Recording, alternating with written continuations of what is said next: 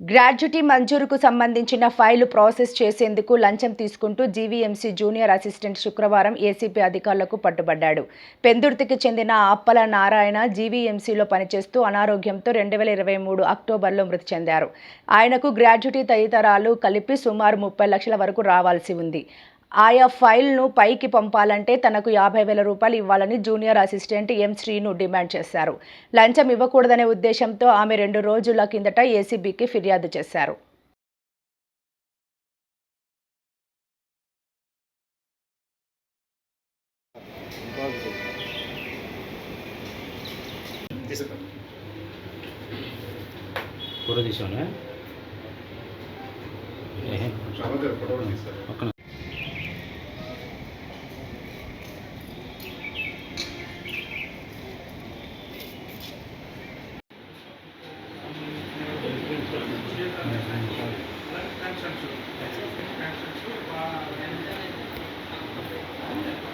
ఉన్నారు వారు తాలూకా పెద్దనాన్నగారు అయినటువంటి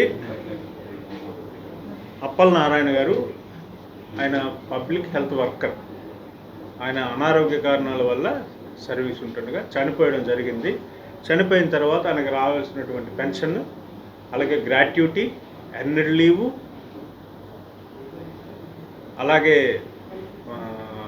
గ్రూప్ ఇన్సూరెన్సు మొదలైనటువంటి ఎమాల్యుమెంట్స్ అన్నీ కూడా ఈ జోనల్ ఆఫీస్ ఏదైతే ఉందో వెస్ట్ జోను, ఈ జోనల్ ఆఫీస్ నుంచి కాగితాలు ఫార్వర్డ్ చేయాల్సింది ఉంది జీవీఎంసీ మెయిన్ ఆఫీస్కి, తద్వారా ట్రెజరీకి.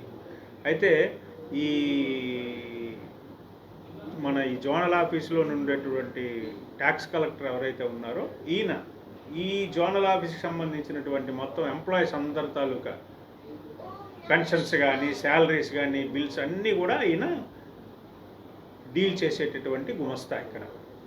ఎందుకంటే ఇక్కడ ట్యాక్స్ కలెక్షన్ అనేది లేదు ఈ జోన్లో. సో ఆయనకి ఈ డ్యూటీ అసెస్ చేయడం జరిగింది. సో ఆయన ఈ డ్యూటీ చేస్తున్నాడు. ఈ డ్యూటీ చేసే క్రమంలో పెన్షన్ అయితే ఏదైతే ఉందో అది శాంక్షన్ చేసిన పిదప ఇతనికి రావాల్సినటువంటి ఎర్నడ్ లీవ్, అంటే ప్రతి ఉద్యోగి, గవర్నమెంట్ ఉద్యోగికి 300 రోజులు ఎర్నడ్ లీవ్, అంటే సుమారు 10 నెలల జీతం, చనిపోయే టైంకి ఎంత జీతము తీసుకుంటున్నాడో ఆ ప్రభుత్వ ఉద్యోగికి రిటైర్ అయిన తర్వాత లేదా చనిపోయిన తర్వాత ఆ 300 రోజులు క్రెడిట్లో ఉంటే ఆ 300 రోజులకు సంబంధించినటువంటి 10 నెలల జీతం వారి తాలూకా, చనిపోతే వారి భార్యకి, లేకపోతే బతికుంటే ఆ కన్సర్న్డ్ ఎంప్లాయ్ ఎవరైతే ఉన్నారో వారి అకౌంట్లో ఆ బిల్లు పడు. Anti corruption bureau additional SP అండి, Ramanamurthy DSP from anti corruption bureau.